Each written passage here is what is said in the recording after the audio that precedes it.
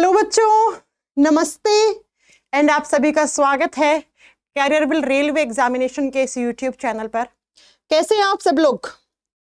हाँ भाई, आ जाइए फटाक फटाक से। लाइव 8 बज गया है। जैसा आपको पता है, सोमवार, मंगलवार, बुधवार इसी चैनल पे हम साइंस के बायोलॉजी और केमिस्ट्री क्लास के प्रैक्टिस क्वेश्चंस हम कर रहे हैं, जिसमें मैं बायोलॉजी की ऑलरेडी 6 क्लास ले चुकी हूँ। आज क्लास नंबर 7 है। इस क्रिएटिव पे मत जाना, यहाँ पे क्लास नंबर 7 होना था, वो गलती से 3 टाइप करके दे दिया है। और बायोलॉजी की 7 क्लास ले चुकी हूँ, केमिस्ट्री की ऑलरेडी 2 क्लास ले चुकी हूँ। कोई बच्चा नया है तो मैं बता दूं कि इसी YouTube चैनल पर मैं डेली सोमवार, मंगलवार, बुधवार को जितने भी आपके अपकमिंग रेलवे के एग्जामिनेशन है उन सब के लिए मैं प्रैक्टिस करवा रही हूं। और कोई बच्चा नया है तो वो पिछली क्लासेस की प्लेलिस्ट बन चुकी है, आप वहां पे देख सकते हैं, है ना। जैसा मैंने कल बताया था कि आज हम कौन से चैप्टर की, आज और कल 2 दिन हम विटामिन चैप्टर के क्वेश्चंस की प्रैक्टिस करने वाले हैं। तो स्टार्ट करें अपने आज की, बिना आपका समय गवाए किसी भी तरीके का, क्योंकि आप लोगों का फिलहाल एक एक मिनट बहुत कीमती है ना। तो समय से बड़ा बलवान चीज कोई नहीं होता। समय जब मुंह फेरता है ना तो बड़े बड़े लोगों को एकदम अच्छे से अकल ठिकाने लगा देता है। तो मैं नहीं चाहती तुम लोगों का समय खराब हो। आ जाइए अपने आज के फर्स्ट क्वेश्चन पे चलते हैं। आज कौन से चैप्टर के क्वेश्चन है? Vitamins and minerals. विटामिन्स और मिनरल्स डाल दिए। मिनरल्स से भी कभी कभी क्वेश्चंस आ जाते हैं बच्चा, आते हैं ना। आयरन मिनरल मैक्रोन्यूट्रिएंट है या माइक्रो है ना। कौन कौन से हैं जिन न्यूट्रिएंट्स की हमें ज्यादा जरूरत होती है, किसकी कम जरूरत होती है, ऐसे ऐसे। तो मैंने विटामिन्स और मिनरल्स दोनों ही आज और कल की क्लास में मैंने क्वेश्चंस डाल दिए हैं। तो इन आज और कल की क्लास में जो विटामिन चैप्टर है, अगर आपने अच्छे से इसके क्वेश्चंस की प्रैक्टिस कर ली ना बच्चा, इससे ज्यादा आपको कहीं भी विटामिन्स के क्वेश्चंस करने ही नहीं है, क्योंकि मैंने सारी किताब, सारी एनसीईआरटी, सारा थ्योरी का ही निचोड़ मैं आप लोगों के सामने लेके आई हूं। इसलिए अगर आप आज की क्लास कर लेंगे, कल की क्लास कर लेंगे, तो आपको बहुत फायदा मिलने वाला है विटामिन चैप्टर से। आओ, पहला क्वेश्चन क्या कह रहा है स्क्रीन पे? पहला क्वेश्चन है, vitamin D helps in the absorption of which of the following elements. Vitamin D क्या काम करता है? हमारी हड्डियों को मजबूती देने का काम करता है, हमारी हड्डियों को मजबूत बनाता है, कठोर बनाता है। कौन सा? Vitamin D. अगर विटामिन डी की कमी हो जाती है तो हमारी हड्डियां क्या हो जाती हैं? ब्रिटल, भंगूर हो जाती हैं, पतली हो जाती हैं, कमजोर हो जाती हैं। तो बच्चा सिंपल सी बात है, और आप जानते हैं कि हड्डियों को अगर सही से काम करवाना है तो कैल्शियम भरपूर मात्रा में लेना पड़ेगा। तो विटामिन डी हमारे शरीर में क्या करता है? हमारे शरीर में कैल्शियम और मैग्नीशियम, 2 मिनरल्स होते हैं, 2 खनिज तत्व होते हैं, इनके अवशोषण में सहायक है। तो अगर आप विटामिन डी सही मात्रा में लोगे तो सही मात्रा में कैल्शियम और मैग्नीशियम का एब्जॉर्प्शन होगा, अवशोषण होगा, और सही मात्रा में आपकी हड्डियों के पास, आपकी मांसपेशियों के पास कैल्शियम और मैग्नीशियम पहुंचेगा, तो आपकी हड्डियां क्या रहेंगी? मजबूत रहेंगी, स्ट्रांग रहेंगी। तो विटामिन डी जो होता है वो कैल्शियम और मैग्नीशियम, 2 मिनरल्स के अवशोषण में सहायक होता है। चलिए अगले क्वेश्चन पे चलते हैं। क्वेश्चन नंबर 2 क्या कह रहा है? Deficiency of which of the following vitamin causes slow blood coagulation. आप सब जानते हैं कौन सा विटामिन होता है जो रक्त का थक्का जमाने में सहायक होता है। ये हर एक एग्जाम का क्वेश्चन है। उल्टा या तो ऐसे पूछता है क्वेश्चन या ऐसे पूछता है, तो आपको तो दोनों तरीके से ही आपको अच्छे से नोट डाउन करना है। आप सभी लोग जानते हो कि विटामिन के जो होता है वो ब्लड के कोगुलेशन में, रक्त के स्कंदीकरण में, रक्त के थक्के जमाने में सहायक होता है। मैम क्या काम करता है विटामिन के? विटामिन के क्या काम करता है बच्चा? जब ब्लड कोगुलेशन होता है, ब्लड क्लोटिंग होता है, तो कुछ केमिकल रिएक्शंस होती हैं, कुछ रासायनिक अभिक्रिया होती हैं, वहां पर ये एज ए कैटलिस्ट काम करता है। कैटलिस्ट का मतलब होता है उत्प्रेरक। उत्प्रेरक क्या होते हैं बच्चा? आपने केमिस्ट्री में पढ़ा होगा ना, किसी भी केमिकल रिएक्शन में आप कैटलिस्ट ऐड कर देते हो तो वो केमिकल रिएक्शन की स्पीड क्या होने लग जाती है? फास्ट, बहुत तेजी से होने लग जाती है। तो ऐसे ही जो रक्त का थक्का जमने वाली रासायनिक अभिक्रिया होती है, वहां पर अगर आपने विटामिन के डाल दिया एज ए कैटलिस्ट तो वो स्पीड पकड़ लेती है, बहुत जल्दी ब्लड का कोगुलेशन कर देती है। तो क्वेश्चन का आंसर विटामिन के होगा। अगला क्वेश्चन है, थोड़ा स्पीड रखेंगे क्योंकि बेटा क्वेश्चंस नंबर ज्यादा है यहाँ पे, ठीक है। अगला question, which of the given vitamins does not stored in the body. इनमें से कौन सा विटामिन है जो हमारे बॉडी में स्टोर बहुत कम मात्रा में होगा? बच्चों हमेशा याद रखना, 2 टाइप के विटामिन होते हैं। एक ऐसे विटामिन जो फैट सोल्यूबल होते हैं, जो किस में घुलते हैं? फैट वाले जो हमारे बॉडी में जाके फैट के अंदर घुल जाते हैं उनको फैट सॉल्युबल विटामिन्स, उनको वसा में घुलनशील विटामिन्स कहते हैं। और दूसरे ऐसे होते हैं जो पानी में घुलते हैं, उनको वाटर सॉल्युबल विटामिन्स कहते हैं। फैट वाले होते हैं KEDA, कीड़ा नाम से याद कर सकते हो आप, ठीक है। Vitamin A, D, E, K ये हमारे बॉडी में फैट में घुलते हैं, और विटामिन B और C होते हैं ये हमारे बॉडी में पानी में घुलते हैं। तो सिंपल सी बात है, जो विटामिन फैट में डिसॉल्व होते हैं हमारे बॉडी में वो स्टोर ज्यादा मात्रा में होते हैं, क्योंकि पानी वाले जो होते हैं ना वो तो पानी से क्या बनता है, यूरिन, मूत्र, पेशाब बनता है, तो पेशाब के फॉर्म में विटामिन B और C बाहर निकल जाता है। तो हमारे बॉडी में ये चारों विटामिन सबसे ज्यादा स्टोर रहते हैं। अब आप पूछो मैम इन चारों में सबसे ज्यादा कौन सा, तो विटामिन A। विटामिन A हमारे बॉडी में भरपूर मात्रा में स्टोर रहता है, इसका भंडारण सबसे ज्यादा होता है। और किस ऑर्गन में होता है, तो हमारा जो यकृत होता है, हमारा जो जिगर होता है, वो क्या करता है, विटामिन A को बहुत ही अच्छे से स्टोर करके रखता है। तो ये क्वेश्चन ऐसे आ जाता, कौन सा विटामिन सबसे ज्यादा मात्रा में स्टोर होता है, विटामिन A, है ना। कौन से विटामिन स्टोर सबसे कम होते हैं, तो विटामिन B और C होते हैं, क्योंकि वो पानी में घुलते हैं और पानी से पेशाब बनता है तो पेशाब में बाहर निकल जाते हैं। इसीलिए हमारे बॉडी में जनरली विटामिन B और C दोनों की कमी बहुत जल्दी हो जाती है बच्चा, क्योंकि स्टोर नहीं हो रही ना, जो चीज स्टोर नहीं होगी वो जल्दी क्या हो जाती है, उसकी कमी देखने को मिल जाती है। तो विटामिन A भरपूर मात्रा में हमारे लीवर के पास स्टोर रहता है। अगला question, which of the vitamin helps in maintaining healthy skin, आपकी स्किन अच्छी रहेगी, तो वो कौन कौन सी विटामिन हैं जो स्किन को अच्छा रखती हैं। देखो, दो विटामिन स्किन को सबसे अच्छा रखती हैं, विटामिन E और विटामिन C। अब आपके पास कौन सा ऑप्शन था, देखो A, B, K तो हो नहीं सकता, तो कौन सा, विटामिन C। अब अगर विटामिन C नहीं होता तो दूसरा ऑप्शन यहां पर विटामिन E हो सकता था।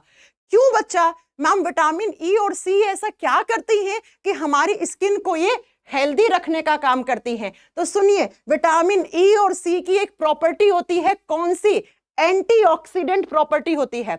विटामिन कौन कौन सी, C और E की एक प्रॉपर्टी होती है जिसको बोलते हैं एंटीऑक्सीडेंट प्रॉपर्टी, हिंदी में बोलते हैं बच्चा प्रतिऑक्सीकारक गुण। और जिन विटामिन में प्रतिऑक्सीकारक गुण होता है ना, वो विटामिन हमारी स्किन के अंदर जो डेड सेल्स होती हैं उनको रिमूव करने का काम करती हैं।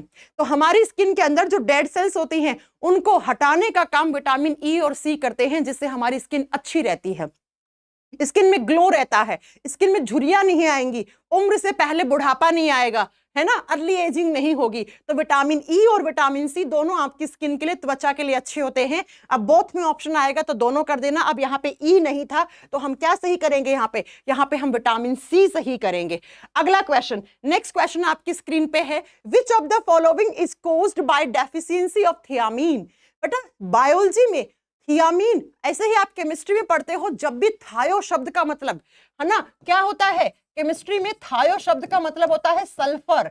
तो मैं आपको यहीं पे एक क्वेश्चन और बता दूं, विटामिन B1 का केमिकल नेम थियामीन होता है, तो विटामिन B1 के पास कौन सा मिनरल होता है, सल्फर होता है बच्चा। एग्जाम में आता है सल्फर कंटेनिंग विटामिन कौन सा होता है, किस विटामिन में सल्फर पाया जाता है, तो आप क्या बताओगे, विटामिन B1 के पास, क्योंकि थायो शब्द जैसे ही लग जाएगा तो आप वहां पर क्या कर दोगे, विटामिन B1 कर दोगे। तो विटामिन B1 की कमी से क्या होता है, विटामिन B1 की कमी से बड़ी फेमस बीमारी है जिसको बेरी कहते हैं। बेरी में क्या होता है, तो ये नर्वस सिस्टम को इफेक्ट करती है, ये तंत्रिका तंत्र को प्रभावित करने वाली बीमारी होती है। तो विटामिन B1 का केमिकल नेम थायामीन होता है, और विटामिन B1 जो होता है बच्चा, वो क्या करता है, वो हमारे बॉडी में मसल्स को, न्यूरॉन्स को, है ना, इनको अच्छा हेल्दी रखने का काम करता है। तो अगर आप सही मात्रा में विटामिन B1 ले रहे हैं तो आपको बेरी जैसी खतरनाक बीमारी से आप बच के चल सकते हैं। ठीक है, चलो अगले क्वेश्चन पे चलते हैं। नेक्स्ट क्वेश्चन नंबर 6 आपकी स्क्रीन पे ये रहा, कह रहा है कि दिए गए कौन से विटामिन में विटामिन E का सबसे अच्छा सोर्स पूछ रहा है। जल्दी से फटाक से मुझे इस क्वेश्चन का आंसर करेंगे। अच्छा, आप लोगों ने पढ़ा है विटामिन E की सबसे अच्छे सोर्सेज क्या होते हैं। विटामिन E के सबसे अच्छे सोर्सेज होते हैं, एक तो ऐसे फल जिन फलों से क्या, जिन फलों में पानी होता है, जिन फलों में लिक्विड चीजें ज्यादा होती हैं, और दूसरी जो सीड्स होते हैं ना, जो बीज होते हैं ना बच्चा, बीज या बीजों से निकला हुआ तेल होता है, उनके अंदर विटामिन ई भरपूर मात्रा में होता है। तो एक तो जैसे नारियल का पानी हो गया, है ना, तरबूज हो गया, खरबूज हो गया, इन सब में विटामिन ई होता है।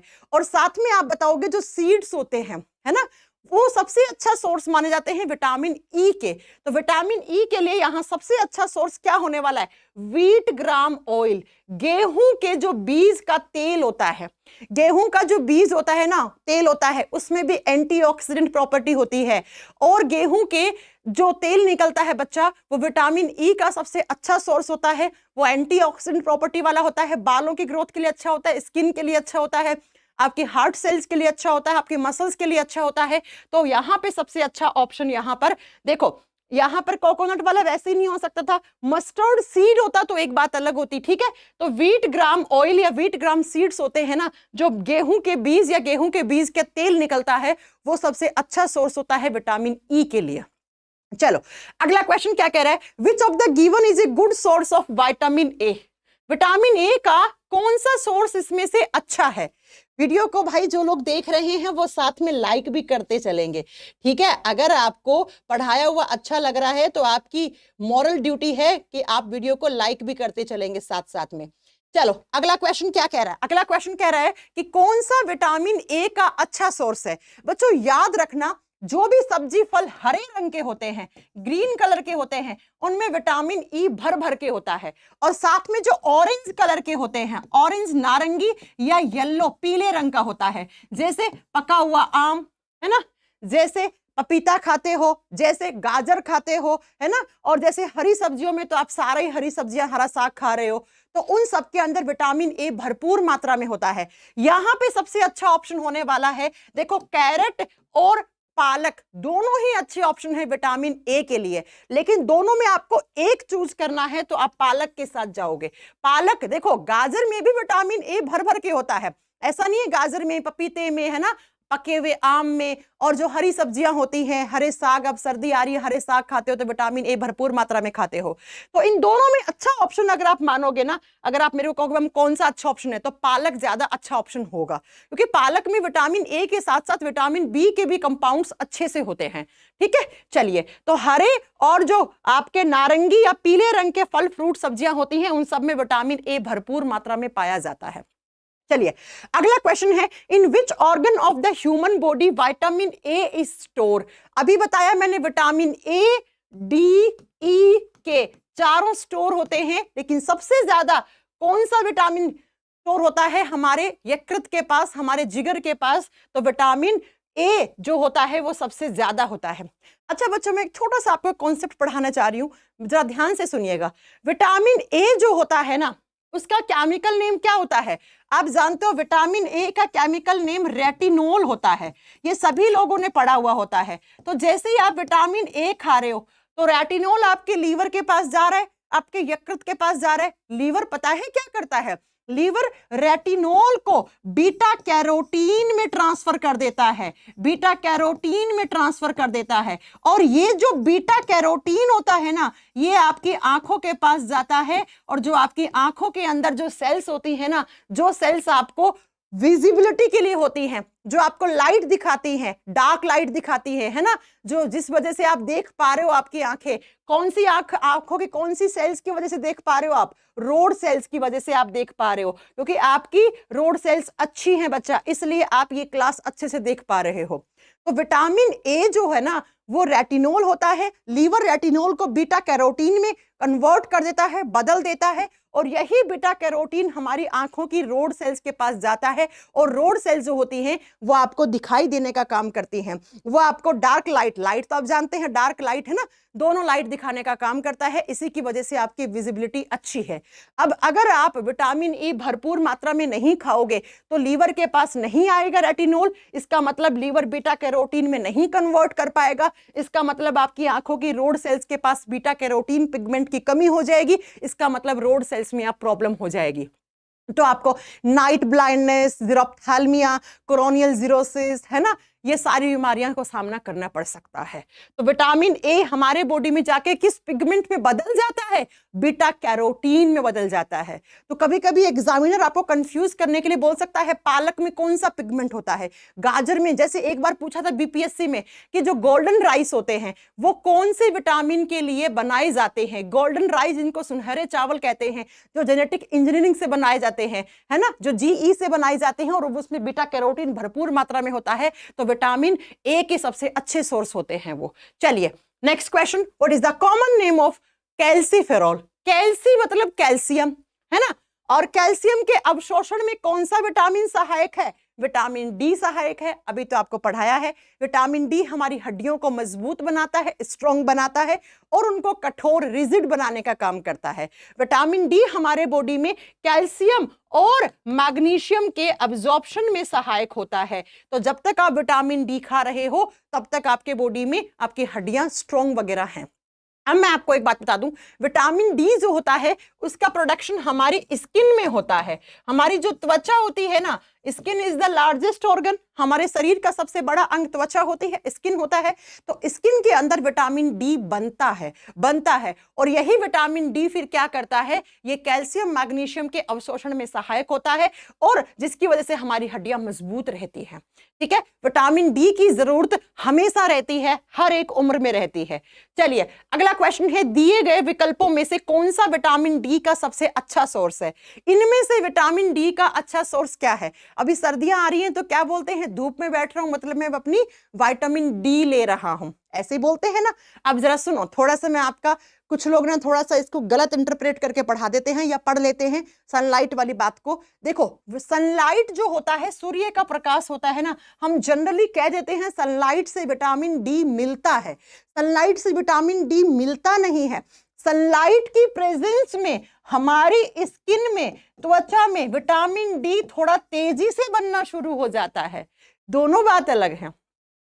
जब सनलाइट होती है, सन की शाइन होती है, सूर्य की चमक होती है, उससे जो किरणें आती हैं उनकी प्रेजेंस में, सनलाइट के प्रेजेंस में हमारी स्किन पे जैसे सनलाइट पड़ती है तो स्किन में कुछ पिगमेंट्स होते हैं, जैसे कोलेस्ट्रॉल होता है ना, कैल्शियम होता है, इन सब से क्या होता है? हार्मोन्स होते हैं। उनकी वजह से हमारे बॉडी में विटामिन डी का प्रोडक्शन तेज हो जाता है, फास्ट हो जाता है, ज्यादा बन जाता है। इसलिए हम कह देते हैं हम धूप में बैठा हूं मतलब विटामिन डी ले रहा हूं। ले नहीं रहे, धूप की प्रेजेंस में स्किन में विटामिन डी तेजी से बन रहा है। इसीलिए हम विटामिन डी को सनशाइन विटामिन भी कहते हैं। सूर्य की चमक से मिलने वाला विटामिन भी हम किसको कहते हैं? हम विटामिन डी को कहते हैं। विटामिन डी हमारे बॉडी में हार्मोन की तरह काम करता है, इसलिए हम विटामिन डी इकलौता ऐसा विटामिन है बच्चा जिसको हार्मोन विटामिन भी कहते हैं, क्योंकि ये वही काम करता है जो हमारे बॉडी में कॉलिप्स हार्मोन्स करते हैं। अब ये कॉलिप्स हार्मोन्स हम हार्मोन वाले चैप्टर में पढ़ाएंगे। फिलहाल आप इतना जान लो, विटामिन डी त्वचा में बनता है, हमारी हड्डियों को मजबूती देता है, सनलाइट के प्रेजेंस में ज्यादा बन जाता है। विटामिन डी जो होता है वो सनशाइन विटामिन और हार्मोन विटामिन भी कहलाता है। चलो अगले क्वेश्चन पे चलते हैं। Next question, study of vitamins. अगर बायोलॉजी की, देखो आप जानते हो बायोलॉजी में हम किसी भी चीज के बारे में डिटेल में स्टडी करते हैं तो उसको एक ब्रांच, उसको एक शाखा का नाम दे दिया जाता है। तो वो ब्रांच बायोलॉजी की जिसमें आप विटामिन्स के बारे में डिटेल में स्टडी करते हो तो उस ब्रांच को क्या कहते हैं? सिंपल सी बात है बच्चा, आगे ओलॉजी लगा दो। तो विटामिन्स के आगे आपने क्या लगा दिया? ओलॉजी लगा दिया। तो क्या बन गया? तो आपका बन गया होगा विटामिनोलॉजी, ठीक है, या विटामिनोलॉजी कहते हैं इसको, ठीक है। तो वो ब्रांच जिसमें हम विटामिन्स के बारे में डिटेल में स्टडी करते हैं उसी को विटामिनोलॉजी कहते हैं। चलो अगला क्वेश्चन, नेक्स्ट क्वेश्चन क्या कह रहा है आपकी स्क्रीन पे? अगला क्वेश्चन कह रहा है the total number of essential vitamins required for the proper functioning of the human body. हमारे शरीर में सही से काम चलता रहे। अच्छा बच्चों, हम विटामिन्स क्यों खाते हैं, कभी आपने सोचा है? मैं आपको एक बात बता दूं, विटामिन से कोई भी एनर्जी नहीं मिलती है। अगर आप सोच रहे हो कि आप विटामिन्स खा रहे हो आप में एनर्जी आ रही है तो आप बिल्कुल गलत सोच रहे हो। विटामिन से किसी भी तरीके की ऊर्जा नहीं मिलती है, कोई भी एनर्जी नहीं मिलती है। फिर हम विटामिन्स क्यों खाते हैं? विटामिन्स हमारे बॉडी में एक दिन में होने वाली जितनी भी बायोलॉजिकल रिएक्शंस होती हैं उनको बैलेंस करने का काम करता है। तो अगर आपने विटामिन्स नहीं खाए तो बायोलॉजिकल रिएक्शंस इम्बैलेंस हो जाएंगी, उनका संतुलन बिगड़ जाएगा और जिसके कारण आपको बीमारियां हो जाएंगी। तो कहने का मतलब है हम बीमारियों से बचने के लिए विटामिन खाते हैं। अगर आप एनर्जी लेना चाहते हैं तो आप कार्ब्स खाइए, आप प्रोटीन खाइए, आप लिपिड फैट खाइए, लेकिन विटामिन से कोई एनर्जी आपको नहीं मिलेगी। विटामिन क्या करता है, हमारे शरीर में होने वाली जैविक क्रियाओं के ऊपर संतुलन बना के रखता है, जिसकी वजह से हमारा जैविक क्रियाओं का संतुलन बना रहता है और जिसकी वजह से हमें बीमारियां नहीं होती हैं। तो बेसिकली आप बीमारियों से बचने के लिए विटामिन खाते हो। अब विटामिन कितनी होती है टोटल? कोई 11 बोल रहा है, कोई 12 बोल रहा है। अच्छा सुनो बच्चों, आप जानते हो विटामिन ए होता है, डी होता है, ई होता है, के होता है और विटामिन सी होता है। अब आइए, विटामिन बी जो होता है वो कॉम्प्लेक्स होता है। कॉम्प्लेक्स का मतलब होता है इसका स्ट्रक्चर जटिल होता है और इसके अंदर आगे टाइप्स होते हैं। अब कौन कौन से होते हैं? तो विटामिन B1 होता है, विटामिन B2 होता है, विटामिन B3 होता है, B4 नहीं होता है, B5 होता है, B6 होता है, B7 होता है और 8 नहीं होता है, B9 होता है और 10 और 11 नहीं होते, B12 होता है। तो 4 4 8 9 10 11 12 13 विटामिन होते हैं जिनकी जरूरत हमारे बॉडी को होती है ना? गिनना तो आप सही जानते हैं। ये 12 12 बार बार कौन बोल रहे हैं कि 12 विटामिन? एक तो भाई साहब कह रहे 22 विटामिन होते हैं। हाँ, अपनी होने वाली बीवी के भी काउंट कर लिए हैं क्या तुमने विटामिन साथ में, है ना? 22 नहीं होते हैं, सिर्फ हमारे बॉडी के लिए 13। अरे गिन लो यार, 8 ये होते हैं, 9 10 11 12 13 विटामिन है। 22 कहां से आ गए भाई साहब? तुम तो बाहुबली बन गए होंगे 22 विटामिन खा के, है ना? तुम्हें तो कभी जीवन में बीमारी भी नहीं होगी। पड़ोसी के गिन लिए क्या आधे? चलो, तो हमारे बॉडी के लिए सबसे ज्यादा कितने विटामिन की जरूरत है? 13 विटामिन की जरूरत है। और आपसे एग्जामिनर पूछ ले कि 1 ग्राम विटामिन से कितनी एनर्जी मिलेगी? 0 कैलोरीज, कोई एनर्जी नहीं मिलती है। चलो अगला, नेक्स्ट क्वेश्चन नंबर 13, निम्नलिखित में से कौन सा मैक्रो खनिज के उदाहरण है? बच्चों, एक शब्द होता है मैक्रो। मैक्रो को बोलते हैं जिसकी जरूरत हमें ज्यादा मात्रा में होती है। इनफैक्ट कितनी ज्यादा? 100 मिलीग्राम से ऊपर। अगर आप 100 मिलीग्राम पर डे से ऊपर कोई भी मिनरल खा रहे हो तो उसको मैक्रो मिनरल कहते हैं, और अगर आप इससे कम खा रहे हो तो उसको माइक्रो मिनरल कहते हैं। जिसकी शरीर को जरूरत कम मात्रा में हो वो माइक्रो होते हैं, जिसकी ज्यादा जरूरत होती है वो मैक्रो होते हैं। ठीक है, जैसे आपसे किसका पूछा है? मैक्रो का पूछा है। तो मैक्रो में सोडियम भी आता है, कैल्शियम भी होता है, क्लोराइड भी होता है। तो ऑप्शन नंबर डी सही होगा। Option number D is the right answer. क्या क्या? सोडियम, कैल्शियम, क्लोराइड, ये तीनों ही हमारे बॉडी में मिनरल्स एक दिन में 100 मिलीग्राम से ऊपर हम खाते हैं इनको, तो दीज आर मैक्रो न्यूट्रिएंट्स। मैं माइक्रो कौन कौन से होते हैं आगे क्वेश्चन आएगा तब आपको बताएंगे। चलो क्वेश्चन नंबर 14 का आंसर करो फटाक से। क्वेश्चन नंबर 14 क्या कह रहा है? गौरव यूजर कह रहे हैं आपकी शादी हो गई है। क्या फर्क पड़ता है, मेरी शादी हो गई, मेरे बच्चे हो गए, तुम लोगों को पढ़ने से काम है तो पढ़ाई करो ना यार, नहीं तो इनको टेक्निकल टीम ब्लॉक कर दो, है ना? पढ़ाई करने आए हो, पेपर सर पे है और आपको बातें करनी है। रिश्ता लाना है क्या? मेरा कन्यादान करना है क्या? फिर भी जानना है तो मेरा हो चुका है कन्यादान और मैं कोई और मूड में नहीं हूं दूसरी बार कन्यादान करवाने के। ठीक है, मेरी शादी भी हो गई, मुझे बच्चा भी हो गया है। ठीक है, अब तुम पढ़ाई कर लो ताकि तुम्हारी भी हो जाए, तुम्हें भी लड़की मिल जाए, तुम्हारे भी बच्चे हो जाए। आओ, निम्नलिखित में से कौन सा जल में घुलनशील विटामिन है? भाई सिंपल सी बात है, विटामिन, अरे इसके तो ऑप्शन ही गायब हो गए, इसके ऑप्शन ही गायब हो गए। ठीक है, चलो विटामिन सी होता है वैसे आंसर। ठीक है ना? विटामिन सी और बी किस में घुलते हैं? पानी में घुलते हैं। और विटामिन बी और सी की कमी हमें क्यों हो जाती है? अच्छा, एक बार एग्जामिनर ने पूछा था ह्यूमन यूरिन में, मनुष्य के मूत्र में, पेशाब में कौन कौन से विटामिन पाए जाते हैं? तो ह्यूमन यूरिन में बी और सी विटामिन ज्यादा होते हैं बच्चा, क्योंकि पानी से पेशाब बनता है। और जितना पानी पीते हो उतना पानी आपके बॉडी में स्टोर थोड़ी होता है। पेशाब, जितना ज्यादा पानी पीते हो उतनी बार ज्यादा वॉशरूम जाते हो, उतना ज्यादा आपका पेशाब आता है। तो पेशाब में विटामिन बी और सी ज्यादा होते हैं। चलो अगला क्वेश्चन, नेक्स्ट क्वेश्चन कह रहा है विटामिन बी इज, बी बोल रहे हैं ना?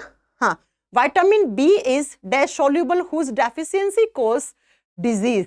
विटामिन बी किस में सोल्यूबल होता है? पानी में। तो पहले ऑप्शन में तो वाटर हो जाएगा। भाई विटामिन बी किस में सोल्यूबल होता है? पानी में होता है। दूसरा ऑप्शन कह रहा है कि विटामिन, किस विटामिन, ऐसा विटामिन जो पानी में घुलता है और उसकी कमी से क्या हो जाता है ना, यही पूछा है ना। ये बी नहीं है, B6 है, ये टाइपिंग एरर है। विटामिन B6 जो है वो पानी में घुलता है और उसकी वजह से क्या हो सकता है। अब विटामिन B6 आप टर्मिनेशन मेथड लगा सकते थे। विटामिन B1 की कमी से बेरी बेरी होता है, हट गया ऑप्शन, है ना। स्कर्वी विटामिन सी की कमी से हो गया, हट गया, ठीक है। रैकेट्स जो होता है वो विटामिन डी की कमी से होता है, टर्मिनेशन मेथड लगा लिया। अगर आपका नहीं भी कॉन्सेप्चुअल पार्ट स्ट्रॉन्ग था तो आप ऑप्शन ए सही कर देते। ऑप्शन ए में लिखा हुआ है विटामिन B6 पानी में घुलता है और उसकी कमी से कॉन्वुलेशन हो जाता है। कॉन्वुलेशन में क्या होता है मैं आपको बता दूं, मसल्स का कॉन्ट्रैक्शन बिगड़ जाता है, मांसपेशियों में कॉन्ट्रैक्शन बिगड़ जाता है, मांसपेशियों का मूवमेंट जो होता है वो अबनॉर्मल हो जाता है। इंसान एपिलेप्सी सुना है ना, मिर्गी के दौरे सुने ना, ठीक वैसी ही कंडीशन हो जाती है इंसान के कन्वल्जन में, ठीक है। तो विटामिन B6 जो होता है वो मांसपेशियों के अंदर अच्छे से मूवमेंट करवाने में हेल्प करता है। तो अगर विटामिन B6 की कमी हो जाती है तो मसल्स में क्रैम्प पड़ने लग जाते हैं, बहुत दिनों तक क्रैम्प रहे तो मांसपेशियों का मूवमेंट ऊपर नीचे हो जाता है, हाथ पांव ऐसे वाइब्रेट सा करना लग जाता है, जब मानो कि मिर्गी के दौरे पड़ गए हैं, उसी को कन्वल्जन कहा जाता है, जो विटामिन B6 की कमी से हो सकता है। अगला question, the condition of excess intake of vitamin is called. अगर आप विटामिन बहुत ज्यादा ले लेते हो तो उस कंडीशन को क्या कहते हो।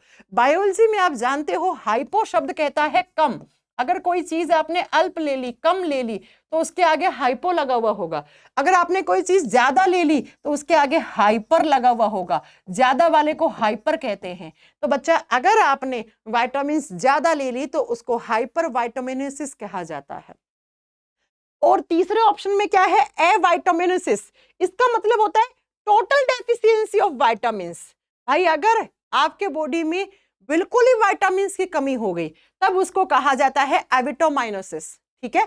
और हाइपर विटामिनोसिस का मतलब होता है विटामिन जितनी जरूरत है आपके बॉडी को उससे आपने ज्यादा ले ली है, राइट। ज्यादा भी नुकसान पहुंचाती है विटामिन, ज्यादा भी नहीं लेना और कम भी नहीं लेना। क्यों? क्योंकि भाई बैलेंस्ड होनी चाहिए ये। अगला क्वेश्चन क्या कह रहा है, अगला क्वेश्चन कह रहा है नेक्स्ट, हाँ नेक्स्ट क्वेश्चन क्या कह रहा है। ओके बिट्टू कह रहे कोटि कोटि प्रणाम, कोटि कोटि खुश रहो बेटा, है ना तुम भी। चलो आओ नेक्स्ट क्वेश्चन। अगला क्वेश्चन कह रहा है vitamin B2 is also known as. Vitamin B2 को क्या कहा जाता है। चलिए फिर आइए जरा, मैम रेलवे में क्वेश्चन आएगा क्या ये, तो मैं क्यों पढ़ा रही हूँ। अगर रेलवे में नहीं आ रहा था तो मैं क्या यहाँ पे फालतू की रात के 8:30 बजे अपना बढ़िया खाना वाना खा रही होती है ना, काय को मैं तुम्हारे साथ माथा पच्ची कर रही होती, आएगा तभी पढ़ा रही हूँ। चलो सुनो, विटामिन B2 को क्या कहते हैं। विटामिन B2 को राइबोफ्लेविन कहा जाता है। विटामिन B2 को क्या कहते हैं, राइबोफ्लेविन कहते हैं। और राइबोफ्लेविन सबसे ज्यादा पाया जाता है दूध और दूध से बनी हुई सामग्रियों में, मिल्क या लिख सकते हो डेयरी प्रोडक्ट्स। आप डेयरी पे क्या क्या मिलता है, दूध मिलता है, बटर मिलता है, छाछ मिलता है, दही मिलता है ना, इनके अंदर पनीर मिलता है और दूध से बनी हुई सामग्रियां मिलती हैं। तो all dairy products are good sources of vitamin B2। और मैं यहाँ पर विटामिन B2 के बारे में एक पॉइंट और बता दूं, ये राइबोफ्लेविन की जब बात चली है ना, सुनो गाय के दूध में बहुत ज्यादा पीलापन होता है ना, होता है ना। गाय का दूध कैसा होता है, थोड़ा सा पीला ज्यादा लगता है ना भैंस के दूध के मुकाबले में। तो गाय के दूध के पीलापन के पीछे कौन सा पिगमेंट होता है, तो ऑप्शन में एक तो राइबोफ्लेविन मिलेगा और एक कैरोटीन मिलेगा, ठीक है। इन दोनों में से जो भी ऑप्शन पूछ ले आपसे वही आप आंसर करके आ जाना। गाय के दूध के अंदर जो पीलापन होता है वो राइबोफ्लेविन या कैरोटीन पिगमेंट की वजह से होता है। और गाय का दूध, भैंस का दूध, सारे दूध विटामिन B2 के अच्छे सोर्स होते हैं। अगला question, the all are signs of niacin deficiency accept.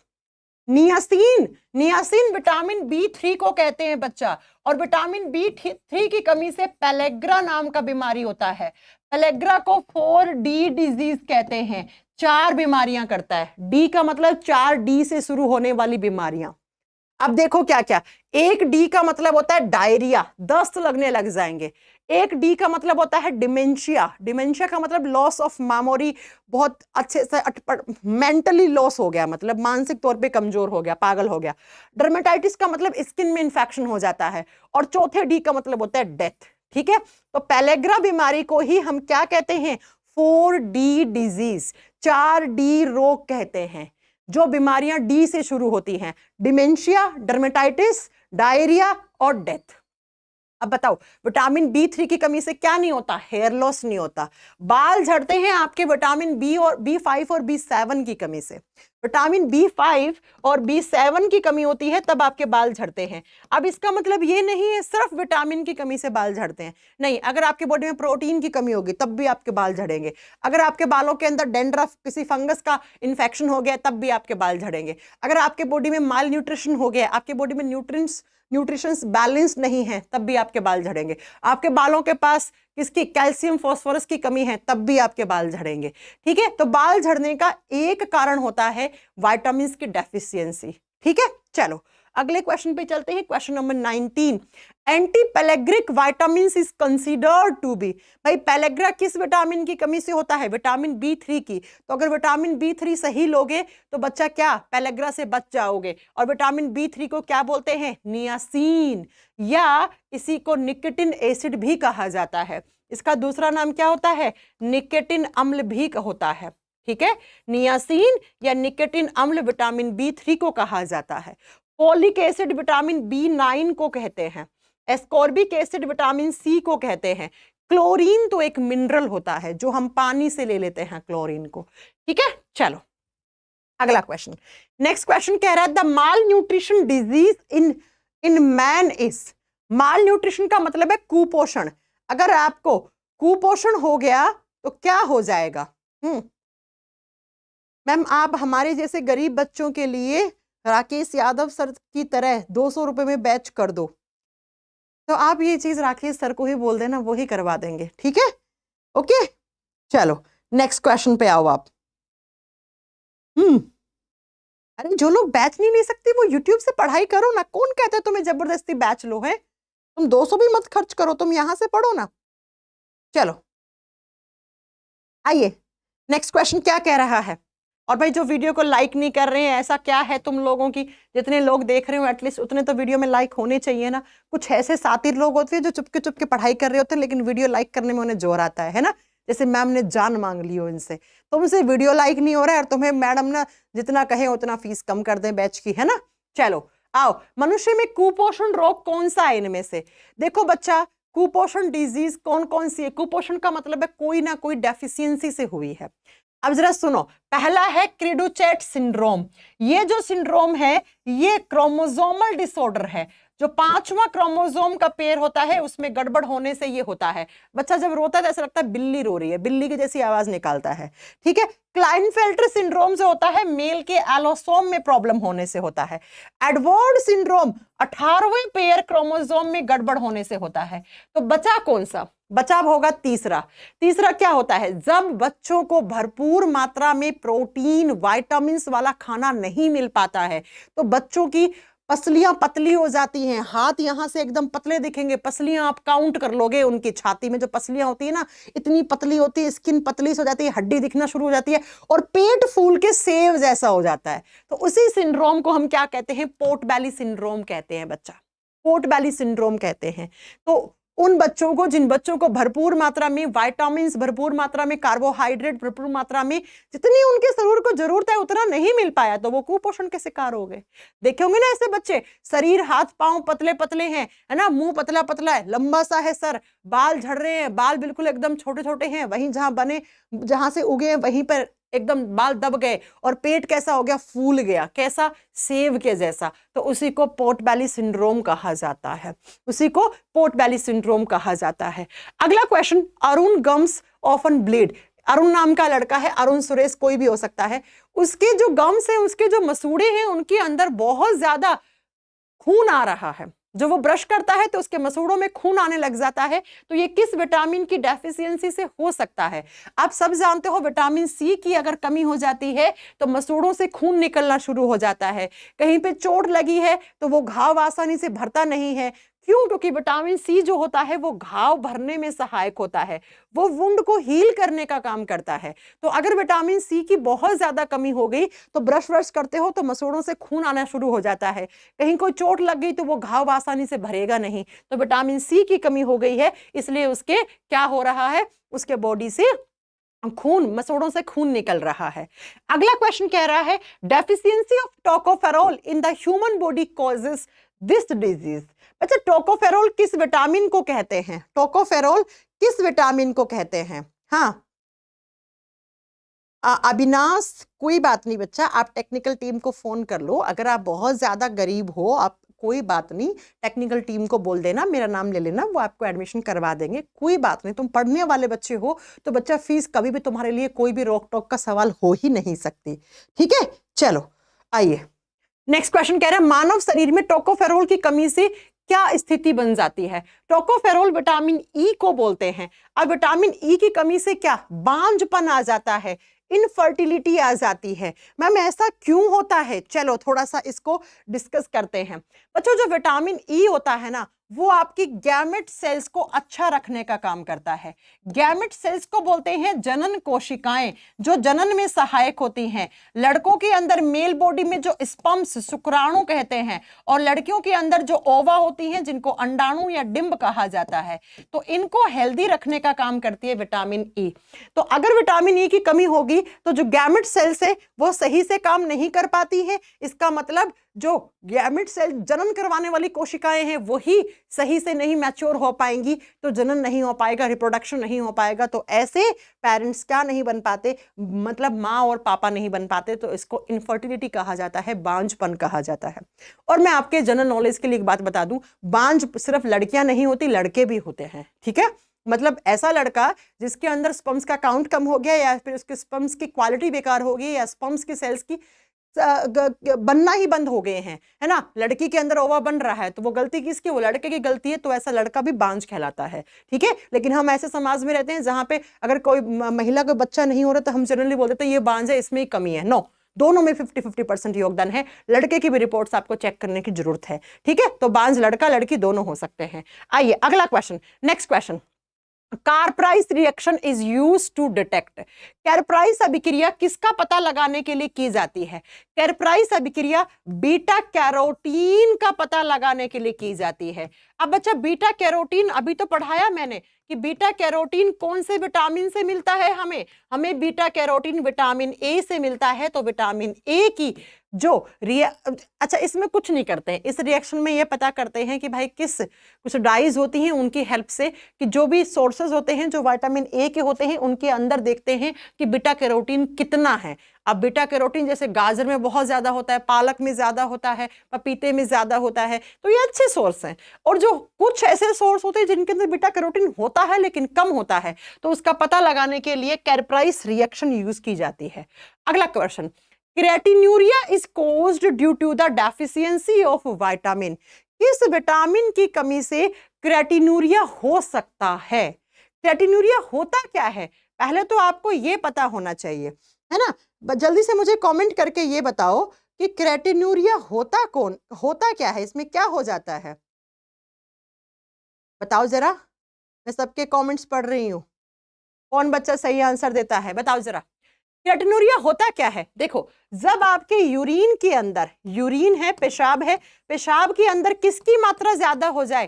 Creatinine की मात्रा ज्यादा हो जाए। क्रिएटिनाइन, ठीक है, जब पेशाब के अंदर क्रिएटिनाइन की मात्रा ज्यादा हो जाती है तो उस कंडीशन को क्रेटिनोयूरिया कहा जाता है, इसी को क्रेटिन्यूरिया कहा जाता है। और क्रेटिन्यूरिया को बैलेंस करने का काम विटामिन ए करता है, तो विटामिन ए की कमी से क्रेटिन्यूरिया हो सकता है, यानी कि आपके यूरिन में क्रिएटिनाइन का अमाउंट ज्यादा हो सकता है, आपके यूरिन में क्रिएटिनाइन का अमाउंट ज्यादा रिलीज हो सकता है। अगला क्वेश्चन है, मर्जेंटा टंग, जो आपकी टंग है वो कुछ ज्यादा ही मर्जेंटा कलर की हो जाएगी, रेड सी कलर की होने लग जाती है ना, तो क्या हो जाता है? चलो बताओ जरा। हाँ मैम, आपने व्हाट्सएप पे हमारे डाउट का रिप्लाई नहीं किया। बेटा तुम लोग इतनी उम्मीद कैसे लगा लेते हो कि आप एक बार बोलोगे और एक बारी में आपका डाउट का रिप्लाई आ जाएगा। मैं तो मतलब अपने दोस्तों के मैसेज 20-20 दिनों में रिप्लाई करती हूँ, समय ही नहीं मिल पाता।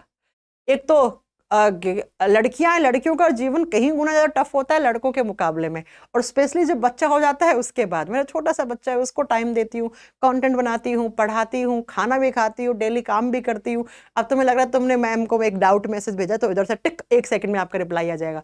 मैं 20-20 दिन तक अपने रिश्तेदारों का फ़ोन नहीं उठाती, 20-20 दिनों तक मैं अपने दोस्तों को रिप्लाई नहीं कर पाती। तुम सोच रहे हो तुम्हारे 1 मिनट में मैसेज का रिप्लाई आ जाएगा। हाँ, वीकेंड पे करेंगे। मर्जिंडा टंग, मतलब रेडनेस आ जाती है टंग के ऊपर। देखो आपकी जीभ लाल है लेकिन इस लेवल की लाल नहीं है अभी।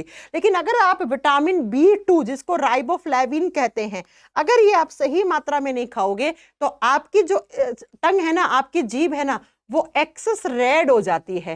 पहले सफेद सी होगी और फिर वो बहुत ज्यादा लाल पड़ जाती है, और आपका जो ये अंदर के होंठ वाले पार्ट होता है ना, यहाँ पे ब्लिस्टर्स, छाले पड़ना लग जाते हैं, होंठ फटने लग जाते हैं। तो इसका मतलब होता है विटामिन B2 की कमी हो गई है। विटामिन B2 मैंने अभी बताया डेयरी प्रोडक्ट्स में, दूध से बनी हुई चीजों को आप खाएंगे तो विटामिन B2 भरपूर मात्रा में आता है। अगला क्वेश्चन है, niacin is synthesized in the body from.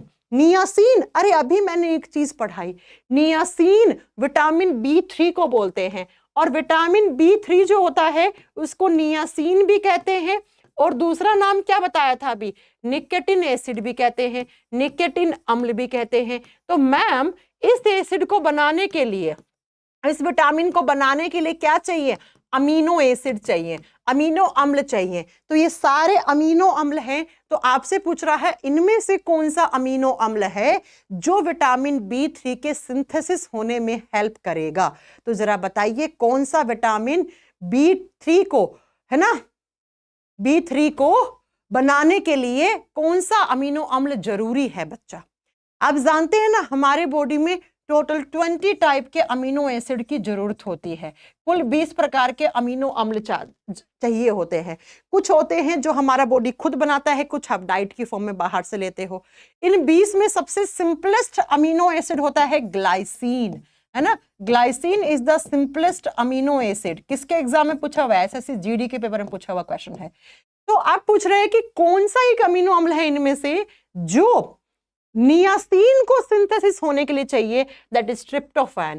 Tryptophan नाम का अमीनो एसिड है, ये हमारे बॉडी में जाएगा तो जाके क्या करेगा, जो B3 होता है, जो नियासिन होता है, उसके संश्लेषण में सहायक होता है, एक प्रीकर्सर का रोल वहां पे अदा करता है। नेक्स्ट है निक्टेलोपिया डिजीज। क्या होता है निक्टेलोपिया बच्चा, इसी का दूसरा नाम होता है नाइट ब्लाइंडनेस। अब तो बता दो, नाइट ब्लाइंडनेस को हिंदी में कहते हैं रतौंधी। रतौंधी का मतलब होता है आपका जो विजन है वो अच्छे से क्लियर नहीं हो पाता है, डार्क में, अंधेरे में आपको बिल्कुल एकदम ब्लर सा, धुंधला सा दिखाई देना शुरू कर देता है, उसी को हम नाइट ब्लाइंडनेस कहते हैं। ब्लर हो जाता है, जैसे शाम के 5, 5:30 बजते हैं, इन लोगों को बहुत ज्यादा ब्लरी सा दिखाई देना, धुंधला दिखाई देना शुरू हो जाता है। अब आप जानते हैं बच्चा कि इसमें क्या होता है, इसके अंदर क्या होता है, मंद रोशनी में भी देखने को इंसान जो होता है, नाइट ब्लाइंडनेस में क्या होता है, प्रॉपर लाइट चाहिए होगी उसको, ट्यूबलाइट प्रॉपर जलाओगे तभी जाकर उसको अच्छे से दिखाई देगा। हल्का फुल्का कहीं से भी अंधेरा हो गया तो उसको अच्छे से दिखाई नहीं देगा, इसी को हम नाइट ब्लाइंडनेस कहते हैं, इसी को हम रतौंधी कहते हैं। और रतौंधी आंखों की प्रॉब्लम है, तो आंखों के लिए कौन सा विटामिन अच्छा होता है, आंखों के लिए विटामिन ए अच्छा होता है बच्चा, ठीक है, आंखों के लिए विटामिन ए अच्छा होता है। अगर विटामिन ए की कमी हुई तो रतौंधी ही नहीं, कुछ और बीमारियां भी हो जाती हैं, आंखें सूख जाती हैं, आंसू नहीं बनते हैं, आंखों में खुजली होती है, उसको कहा जाता है जीरोप्थैल्मिया, जीरोप्थैल्मिया कहा जाता है बच्चा, ठीक है। ऐसे ही आंखों का जो सबसे उभरा हुआ भाग होता है उसको कॉर्निया कहते हैं, ये कॉर्निया डैमेज होना शुरू हो जाता है, जिसको किरेटोमलेसिया कहा जाता है, जिसको किरेटोमलेसिया कहा जाता है। आंखों का जो कॉर्निया वाला हिस्सा होता है ना, ये कॉर्निया डैमेज होना शुरू हो जाता है अगर विटामिन ए की बहुत ज्यादा दिनों तक कमी रही तो। फिर आप डॉक्टर के पास जाओगे, डॉक्टर कहेगा भाई साहब आप तो कुछ नहीं हो सकता, आपका तो कॉर्निया खराब हो गया है। अब आप आई डोनेशन के लिए कोई पेशेंट ढूंढ लो, है ना, आपको नेत्र कोई त्यागने वाला, और नेत्र जब आई डोनेट करते हैं तो कौन सा हिस्सा, यही कॉर्निया वाला हिस्सा ही डोनेट किया जाता है। तो उस इंसान का कॉर्निया आपके अंदर लगा देंगे। इस सर्जरी को केराटोप्लास्टी सर्जरी कहा जाता है। इस सर्जरी को केराटोप्लास्टी सर्जरी कहा जाता है। तो आपसे पूछ ले नाइट ब्लाइंडनेस, निक्टेलेपिया, कोरोनियल जीरोसिस, है ना, केराटोमलेशिया, और आपका क्या कौन सा, जिरप्थैल्मिया, ये सब किस विटामिन की कमी से होते हैं? ये सारे विटामिन ए की कमी से होते हैं। हाँ भाई, मुझे पता है जनरली तुम लोग पढ़ते हो विटामिन ए की कमी से रतौंधी हो जाती है, लेकिन इसके साथ जितने भी मैम ने पढ़ाए हैं नाम, ये सारे विटामिन ए की कमी से ही होते हैं। ये सारे विटामिन ए की कमी से होते हैं। क्वेश्चन नंबर 28 वैसे थोड़ा सा आप नहीं पढ़े होंगे थ्योरी वगैरह में, लेकिन फिर भी मैं बता देती हूं। ट्रांसकेटोलेशन गतिविधि, ट्रांसकेटोलेशन एक्टिविटी जो होता है वो किस विटामिन की कमी से हो जाता है? ट्रांसकेटोलेटिस गतिविधि में कुछ भी नहीं है, कहने का मतलब है हमारे बॉडी में किस विटामिन की डेफिशिएंसी से मसल्स में कॉन्ट्रैक्शन वगैरह सही से नहीं हो पाता है। तो मसल्स में कॉन्ट्रैक्शन वगैरह विटामिन B1 की कमी से नहीं हो पाता है, तो इसको थियामीन डेफिशिएंसी आप कर दोगे। चलो अगला क्वेश्चन, किस विटामिन की कमी से लाल रक्त कोशिकाओं की नाजुकता और मांसपेशियों में कमजोरी होना शुरू हो जाती है? कौन सा विटामिन है जिसकी कमी से क्या मांसपेशियों, लाल आरबीसी, रेड ब्लड सेल्स की नाजुकता, आरबीसी क्या होती है, वो कुछ प्रॉब्लम हो सकती है उनके अंदर, और साथ में आपकी मांसपेशियों में कमजोरी आ जाती है। मसल्स, मांसपेशियों में कमजोरी आ सकती है। अब बच्चों मैं जब बात करती हूं ना आरबीसी के लिए, तो आरबीसी के लिए कुछ यहां पर आपको विटामिन के नाम याद करने हैं। कौन कौन सा? सुनो, विटामिन डी का कोई योगदान नहीं होता है आपकी आरबीसी से संबंधित, इस ऑप्शन को आप वैसे भी हटा सकते थे। विटामिन सी का भी कोई योगदान नहीं होता है रेड ब्लड सेल्स को बनने में या उनको मैच्योर करवाने में, है ना, और विटामिन ए का भी कोई योगदान नहीं होता है। ये तीनों ऑप्शन हट जाते, आपका ऑप्शन नंबर बी सही हो जाता। विटामिन ई जो होता है वो क्या करता है? सुनो, आरबीसी क्या है? एक सेल ही तो है, कोशिका ही तो है। तो विटामिन सी की, विटामिन ई की जो प्रॉपर्टी होती है ना, एंटीऑक्सीडेंट प्रॉपर्टी, ये हमारे बॉडी में सारी सेल्स को मैच्योर करने में, सेल्स को हेल्दी रखने का काम करता है। चाहे वो स्किन की सेल्स हो, चाहे वो हार्ट की सेल्स हो, चाहे वो ब्लड की सेल्स हो। तो ये क्वेश्चन का आंसर थोड़ा सा कॉन्सेप्चुअल देना था। यहाँ पे मैंने अभी आपको पढ़ाया था कि विटामिन ई जो है वो गैमेट सेल्स को भी अच्छा रखता है, वो हमारी मसल सेल्स को भी अच्छा रखता है, हार्ट की सेल्स को भी अच्छा रखता है। जैसे मैं आपको एक बात बताऊं, विटामिन ए की बहुत ज्यादा कमी होती है तो आपको मोतियाबिंद भी हो सकता है ना। अब आप लोग सोचते हो कि मोतियाबिंद तो आंखों की प्रॉब्लम है तो विटामिन ए करके आएंगे। नो, हमारी आंखों में जो सेल्स होती है ना, रोड सेल्स, कौन सेल्स, उनको खत्म कर देता है विटामिन ए की, ई की कमी होती है। तो हमारे हार्ट में जो सेल्स होती है उनको खत्म कर देता है। तो मैं अगली बात जो बोलने वाली हूँ आप सरप्राइज होने वाले हो, विटामिन ई की कमी से आपको हार्ट अटैक तक आ सकता है। विटामिन ई की कमी से इनफर्टिलिटी बढ़ सकती है, बांझपन बढ़ सकता है। विटामिन ई की कमी से आपका जो मसल्स होती हैं उनकी सेल्स खराब हो सकती हैं, ब्लड की सेल्स, स्पेशली कौन सी, लाल रक्त कोशिकाएं, वो खराब हो सकती हैं। तो विटामिन ई भैया बहुत जरूरी विटामिन होता है, और विटामिन ई स्किन के लिए सबसे अच्छा विटामिन माना जाता है। ठीक है, चलो तो इस क्वेश्चन का आंसर आप विटामिन ई करेंगे। ठीक है बच्चों, next question, megaloblastic anaemia. Megaloblastic anaemia का मतलब होता है हमेशा खून की कमी। तो कौन से विटामिन की कमी से खून की कमी हो जाती है? अनीमिया का मतलब क्या होता है? खून की कमी। अब मेगालोब्लास्टिक, देखो बहुत सारे टाइप के अनीमिया होते हैं, आज मैं कुछ अनीमिया आपको बता ही देती हूँ। सुनिए जरा, कौन कौन से अनीमिया है? माइल्ड अनीमिया, ठीक है, आप लोगों का होमवर्क है आज की क्लास का, ये सारे अनीमिया आपको बताने हैं इस वीडियो के नीचे कमेंट सेक्शन में। दूसरा है मेगालोब्लास्टिक अनीमिया, मैं देखूं आपने कितना पढ़ा है, ठीक है, हिंदी में सेम नाम है। तीसरा होता है पर्नीसियस अनीमिया, पर्नीसियस अनीमिया।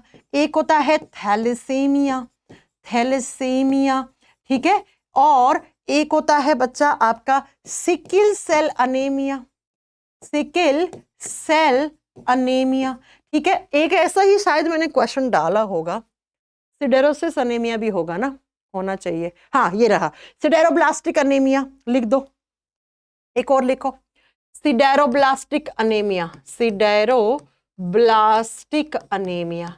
तो ये सारे अनेमिया में क्या क्या होता है? देखो, होगी सब में खून की कमी, सीधी सी बात है। लेकिन ये खून की कमी, पॉलीसाइथेमिया भी लिख दो, ठीक है, लिखो पॉलीसाइथेमिया। ये सारे अनेमिया हैं, इन सारे अनेमिया में खून की ही कमी होती है, लेकिन खून की कमी अलग अलग तरीके से होती है, अलग अलग तरीके से होती है। तो आप सभी लोग मुझे इस वीडियो के नीचे खत्म होने के बाद कमेंट सेक्शन में जरूर बताइएगा कि कौन कौन से विटामिन की कमी से कौन कौन सा अनेमिया, ये सारे अनेमिया में क्या डिफरेंस है, ये सारे अनेमिया होते किस टाइप के अनेमिया है, क्या होता है सिकल सेल एनीमिया में, क्या होता है मेगालोब्लास्टिक एनीमिया में, क्या होता है परनीसियस एनीमिया में, ये सारे मुझे आप लोग बताओगे, ठीक है।